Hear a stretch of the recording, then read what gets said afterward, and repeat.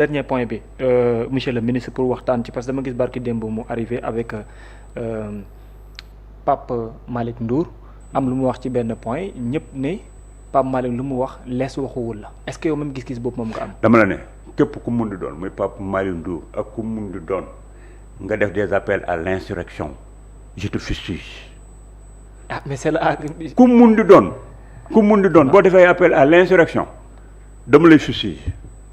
man gëmuma insurrection gëmuma c'est ce qu'on appelle là ay révolution ça veut dire que avoir une intention de descendre un président bien élu ñu am ay constitution am ay méthodes nous ceux qui nous dirigent dañu am ay mandat à durée déterminée bu jeexee dañu war a postuler le peuple qui a le droit de validation ñëw valider loolu képp koo xam ne ki yaa ngi koy égorger di ci indi leneen man Thierno Lo ci li ma dese sama dund bii dinaa la dénoncer dinaa la ko ak koo man di doon. c'est sans exception moom nee na mu ne moom waxul loolu. mu ne waaw bu ne waxu ko kon waxu ko man dama dégg rek liiruma ko. dama dégg ñu naan def na appel à l'insurrection su ko waxee man ko c'est un garçon boo xam ne bii j'ai beaucoup de respect pour lui. Oui. parce que li ma xam ci moom. c'est un garçon qui va se sourcer et sous source il mène un débat d'idées et de programme. Ouais. c'est comme un jeune comme Bachir Fofana. foo ko mën di dégg loo ko mën di dégg li muy génne ay textes lay génne ay programmes c'est des gosses comme Tafsir Thioye yi. loo gis da lay génneel ci parlement bi di génneel ay xalaat du saaga du xaste. Pape Malick Ndour ci léegi ma koy gis nii ci période yii mu nekk dans l'opposition. dégguma ko mu saaga dégguma ko muy xaste ak affaire yooyu li ma ko gis mooy il va sortir des trucs il va au niveau du Fonds monétaire international il puise là-bas. il puise au niveau de l'IGF puise de fii il sort il n'invente rien. léegi les gosses là ils s'approvisionnent ils mettent sur le plateau. boo waxee dara ñu dem xool ci production yi nga xam ne bi à l'interne am na ñu tibb ca ñëw tegal la donc ça c'est des débats d'idées et de programme. il faut le suivre comme ça bu mu génn mukk ci registre boobu. waaye parce que ñu bari dañ ne la fekk mu yëkkati discours ne créer benn ay nit pour def la transition président Macky Sall la ñëw assurer ko après ñu ne non loolu c'est comme si benn gouvernement bu ñu fas yéene renverser après attaques yi jógee de tous bords ah. dama ne. gis nga le peuple de Pastef il faut que ñuy éviter di tomber ci yenn pièges. pièges. il y a des pièges qui sont tendus parce que Macky Sall daf cee tombé woon ma yàgg ko dénoncer quand j'étais xam nga yéen amul un parti aussi plus sectaire plus renfermé que l'APR man mi jóge woon yor sama parti nekk en alliance man maa xam li ma doon dund ak moom ci biir groupe WhatsApp yi. ba chaque jour ñu naan grand bi kenn xamul fu mu far kenn xamul fu mu féete kii Macky Sall tax xawma lu muy def ba di ko bàyyi benn boo ko yaakaar ak affaire yooyu di ma traité du leen doiseau may nekk ci benn groupe WhatsApp bu affaire yi di reyanteeg booy yi xoola am na lu ñu ruse woon mais dama doon reyante di reyante nekk seul dans le groupe tous contre man mais la ma leen doon wax mooy gis nga bu ngeen toppee waa Pastef yi vous allez le regretter parce que dañ leen pousse au lieu que ngeen concentré wu sur les réalisations du président Macky Sall. waay au lieu ngeen dem sur le terrain wax ak population yi nga xam ne mais ñooy wote ngeen ne leen PUDC lii la piment lii la ñoom soo ko wax na lee mais la réalité est là dikk yee leen won leen da ngeen di toog dem créer ay multitude de comptes YouTube créer ay faux profil dikk commencé di saagante ak ñoom dañ leen topp ci saaga yi ba du ngeen def seen bilan Macky Sall moo tax nga daan dégg Macky Sall di jooy di wax naan vous ne me défendez pas. vous ne montez pas ce que c'est et c'est ça qui avait poussé le président Macky Sall à parler de son propre bilan Macky Sall gis ngeen li mu doon wax ci bilan bi. parce que sa majorité qui était Benno Bokk Yaakaar. n'était pas à l'intérieur du Sénégal pour montrer les réalisations du président Macky Sall ne se retrouver autour de Macky Sall que quand il convoque une réunion loolu moo rey. Benno Bokk Yaakaar la fa nekk ci ay compétences kenn du ko nii la fa nekk ci ay partis politiques am ay nit mais doon ñu def le travail de terrain ce n'était pas déconcentré occupé wu ñu woon le Sénégal. C'était une organisation qui fonctionnait au niveau de la PIL. Si aujourd'hui Pastef tombe dans un fait di toog di saagante gars yi créer ay réseau wut seen ay presse ak affaire yooyu di rayante ba lii nit ñi def le conseil gis nga le conseil sur le numérique. lu jara mémo lu jara wone la les histoires de souveraineté pourquoi il faut l'expliquer aux populations pour que population yi xam ne souveraineté bi ngay demander moom moo war a tax ñu muñ ay augmentation d'électricité moo war a tax jeunes yi am patience il faut créer la patience et susciter le rêve au niveau des jeunes. te loolu li koy wane. mooy il faut changer le discours. mais quand de réseau il faut être sur le terrain. et il faut montrer que vous êtes des républicains vous connaissez le pays et vous avez une responsabilité qui mérite qu'on vous écoute. mais bu ñu initier pour benn mise en accusation une résolution de mise en accusation contre président Macky Sall à l'instant wala ci guddi yi ñuy dëgmal ça vous dit quoi exactement. waaye dama ne xool loolu xam nga Pastef ne damay def Macky Sall ay mise en accusation je considère Macky Sall comme fautif je vais essayer de le juger mais loolu. warul naqari kenn. lu tax mais c'est ils ont le droit de vouloir juger mais vouloir juger n'est pas enfermé. tu peux avoir le droit de mettre Kébé là nga dem juge bi ne la Kébé mii deful dara amoo argument yi du dem le fait de dire dañuy jàpp Macky Sall warut a tax dëkk bii di nekk en ébullition. c'est parce que normal Macky Sall mënoo koo tëj ci lu mu defut. la haute trahison il faut nga teg ko sur devant le juge. nee nañ pour que ñu def ko ca itam. waaw pour nga bëgg a salir image de Macky Sall à l'extérieur. Ouais. la communauté internationale qui décide qui invite Macky Sall. les pays ki nga xam ne bi bu bëggee dem aux Nations Unies ñoom ñoo koy yóbbu xam nga ñoom. ils ont leur ambassade ici au Sénégal. di vivre les réalités de tous les jours di ko rendre compte vous ne pouvez pas les influencer parce que dañuy vivre les mêmes réalités que ils connaissent les hommes politiques ils connaissent tout le monde ils font des rapports à leur tutelle. Macky Sall dañ koy juger ci yeneen baromètre tant que génnewu leen ay trucs plausibles. d'accord du ñu dindi seen confiance ci moom te ñoom xam nañ qu'est-ce que c'est que la gestion d'un État xam nañ quelles sont les responsabilités du Premier ministre quelles sont les responsabilités du président de la République. xam nañ les politiques économiques yi Macky Sall doon gérer. kon waa APR waruñoo nekk di ci dof lu di tëb di saaga waa Pastef waruñoo toog Macky Sall réussit une chose extraordinaire il distrait Pastef. Macky Sall. il distrait Pastef.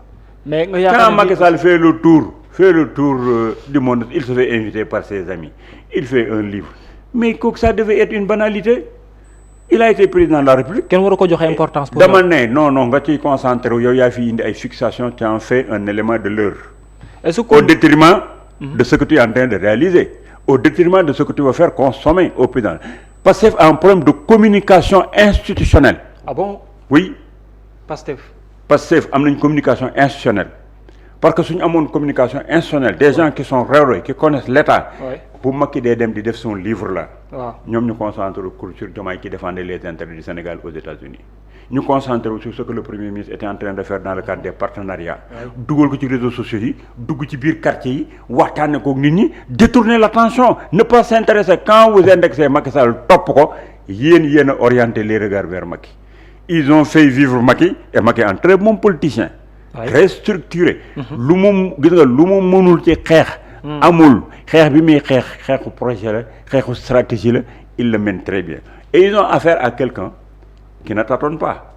Macky Sall ne tâtonne pas Macky Sall chaque pas qu'il pose. c'est un pas qui a été raisonné il a regardé d'abord les sondages. il a tâté le terrain. il s'enfonce il ne va jamais à l'aveuglette gis nga lii gars yi def ni ils ont engagé un combat avec lui s'ils n'ont pas une pertinence am des conseillers li war a liggéey Macky Sall va les retarder il les a déjà retardés sax parce que xam nga yow un projet pour nga monter ko je te parle très sérieux un projet pour nga monter ko c'est pas un an 2 ans ñoom li des ci seen parcours leen rek lañ mën a def assurer la continuité de l'État mais ils ne peuvent pas élaborer de projet pour def ko et puis ils ont perdu leur temps ci concentration bi ñu def ci les perdants yow boo toogee ba peuple bi dindi benn nit ne ko yow doyatooñu yow mii laa jël mais lu tax ngay concentré wu ci waa ji nga xam ne bi perte na pouvoir bi ba pare kooku bu ko lijjanteeti mais bu ko lijjanti léegi kay bàyyil sa justice di def liggéeyam yow concentré wul mais est-ce qu'il y a possibilité que ñu mën a def mise en accusation boo xam ne dina am lu muy tiital président Macky Sall war ndax pour yow stratégie la bu ñu lal nii pour noppiloo ko wala pour toogloo ko xam nga li ñuy def nii dafa am na ci deux pans là. am nañu ay présomption d'innocence. am nañu ay documents am nañu ay façon défini mën nañoo ñëw aujourd'hui ne par exemple les accords yi Macky Sall signé woon ak affaire yi mën nañoo ñëw gis ko ñoom ñun lii gis nañ ne wartoon a nekk su wartee nekk ca mu def ko kon il est fautif. mën nañoo ñëw ne infrastructure yi mu def. waaw on a évalué on a vu que ni lii dafa waroon a jar 1000 francs 4000 francs la ko jaayee loolu su leen neexee ñu def loolu. bu leen neexee ñu contrôler la gestion du président Macky Sall parce que moo yoroon li ñu moom moo jël ay décisions yu impacté sur tout le monde kon war nañ koo mën a topp war nañ koo mën a corriger kooku wërta naqari kenn. d'accord mais nga dem toog ba nga gis un Sénégalais boo xam ne bu fekkee ne dañoo war a xool critère dëggantaan njaay yi war a permettre nit occuper le poste de secrétaire général des Nations Unies. Kébé nañ bëgg suñu bopp. les compétences sénégalaises je ne le dis pas pour perdre à Macky Sall c'est les Sénégalais qui sont compétents qui méritent d'occuper ni suñu généraux yi di demee Nations Unies ñu jël leen ñuy dem di contrôler les missions parce qu'ils sont sortis de Saint-Cyr sortis des écoles militaires nekk des hommes formés ñoom ay médecins yoo xam ni ñu ngi bind ay revues scientifiques di dem ay di def ay soins te gars yi xamuñu ko ñu ngi toog def ay opérations dans les pays européens ba pare ñoom ay mel ni ay Souleymane Bachir Diagne Mamoussé Diagne nga xam ne yaa nekk le premier en Afrique le deuxième au Sénégal en agrégation Souleymane Bachir day dem on l'écoute muy joxe ay cours aux États-Unis am ay yenn Sénégalais yoo xam ne boo demee fii Sorbonne ak feneen ña nga fay jàngalee donc suñu demee toog ba am un président quel que soit lu Macky Sall ma sa def Sénégal man de les présidents yi ma xam actuellement de par le monde lii ma commencé ci ay Macron ak ay Trump ak ay boy Ukraine beeg këlig googu yëpp ma gis leen amu ci kenn laa wax de koo xam ne toll nga Macky Sall fii ci wee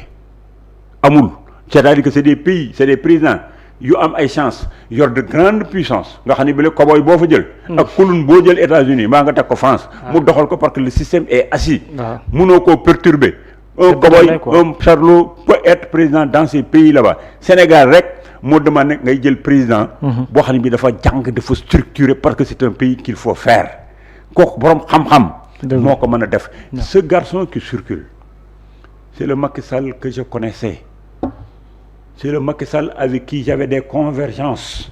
Vous voulez dire il faut se méfier de lui. gis nga le Macky Sall qui circule ak le Macky Sall qui était président bokkul luy différence bi Macky Sall bi nekkoon fii ci Sénégal dafa demoon jël ay boy ak ay saagakat ay lobbyeurs ak yoo xam ne ñu wër ko c'est ça gis nga bi gars yi dox naan ay forces obscures ci biir Benno Bokk Yaakaar dama leen noonu yow vous trompez les forces obscures ne sont pas les gens qui sont dans l'opposition les forces obscures sont ceux qui sont autour de Macky Sall dans Benno qui poussent Macky Sall à commettre des bêtises qui peuvent lui coûter cher demain parce que Macky a un parcours qu'aucun président de la République n'avait au Sénégal mais bi mu duggee au niveau du pouvoir la ko des courants traversé ay nit wër ko ba defloo ko lu mu wërtoon a def changé ko mais le Macky qui est au dehors personne au Sénégal aujourd'hui doo ko jox le livre de Macky Sall ca thème yi mu ciy développé doo ci d'accord parce que thème yi Macky Sall développé ci livre moom la ñoom Sonko di développé moom lay wax man tam les questions de souveraineté les problèmes qui ont trait au climat les changements climatiques la géopolitique mondiale les États-Unis d'Afrique nga xam ne bi tant que atteindre ñu ko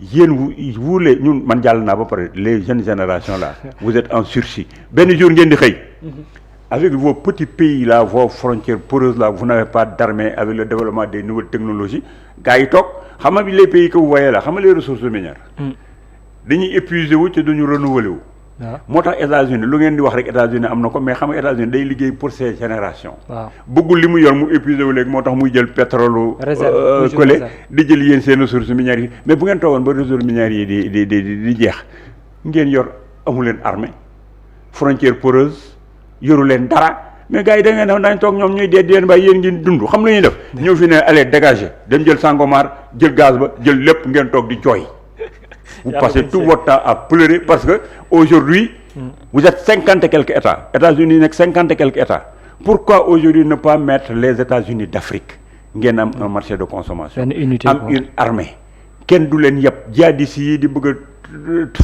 effacer di bëgg a effacer Mali effacer ay Bénin ak ay affaires yu mel noonu bu ñu paree Sénégal leen jëm si bu ngeen amoon une des États-Unis vos présidents là acceptent d'être des gouverneurs ngeen yor une armée su ngeen di am un marché de consommation su ngeen di defar industrialisation su ngeen di gagner les nouvelles technologies vous créez une armée qui attaque le Mali c'est le Sénégal que tu attaques su ngeen ko defee mën ngeen a sauver seen ay génération su ngeen ko defut vos pays vont disparaître on va vous coloniser par d'autres formes loolu moo ñu war a occuper Sénégal dafa mel ni ñun daal li xew ci àddina bi duñu laal mukk on n'a aucune emprise sur la perspective historique te buñ ne vous ne faites pas l'histoire ñu mer on subit l'histoire mais on la fait pas loolu mooy débat bi ñu war a mobiliser kuy pousse le président Diomaye ak le premier ministre Ousmane Sonko boo leen bëggee foofu nga leen war a indi d'accord parce que ñoom mënuñoo jubbanti Sénégalais yi. mënuñu leen a yar dañ fi war a jaar comme ni fi ñëpp jaar yi bu seen contrat jeexee dañuy dem. après ñu indiwaat ñeneen. kon dimbaleen leen ci li ñu fiy traversé. ñu def fi de belles pages d'histoire ku leen bëgg foofu nga leen war di yóbbu. parce que moomuñu Sénégal. Sénégal nag il faut ñu d'accord ci benn affaire kenn moomu ko. déedéet ñoom ñëpp ay serviteurs lañu te loolu la gars yi di méconnaître soo nekkee président da ngay defee man daal toog gis naa fee toog du ma fi jóge lu ma neex lay def. non di nga fi jóge même boo dem 2 mandats di nga fi jóge te ñoom xam ñoom seen problème mooy lan. ils sont jeunes de. ils sont jeunes ñoom jox leen 2 mandats muy 10. soo ko dollee ci âge wu Ousmane Sonko. ñaataa ci des. 54 ans lay am nga dolli ko Diomaye mu nekk 55 ans 55 ans nga dem dans la rue nekk un simple citoyen gars yi di la xool nag bi nga fi nekkee yow yaa fi def lii doo rëcc parce que. Macky Sall il avait fait l'offre nag ak ay affaires yooyu. ba mu ko doon def. gis nga gars yi dañuy jël ay décisions du moment. yaakaar ne du leen dal. ñoom Ousmane Sonko yi nañ xam ne fi ne nii 2034 mbaa 2035. incha allah ñoom la xoola créer courti yëpp di juger loolu nag boo ko xamee di nga defaru. def loo xam ne lii bu ëllëgee nga fàggandiku. ba lii dal gars yi duñ la day. aujourd'hui le miroir de Macky Sall moo leen waroon servir d'exemple. ñuy xool rek ci miroir bi lu Macky Sall doon def ci lu bon man ma def lu baax lu Macky Sall doon def sama doon ko xeex naa fexe ba bu ma ko def loolu ku koy def. doo am problème chinois yi nee nañ booy yéeg ab étage xoolal del xool ñi nga tasanteel ñu koy wàcc quand tu montes les escaliers. regarde ceux qui descendent les escaliers quand vous êtes dans la position du pouvoir loolu suñ ko dee xool. doo am problème du ñu juum. jërëjëf en tout cas monsieur le ministre amoon naa mbégte gu mag a mag dalal la fi ma jaajëfal la bu baax a baax ci waxtaan beeg disponible.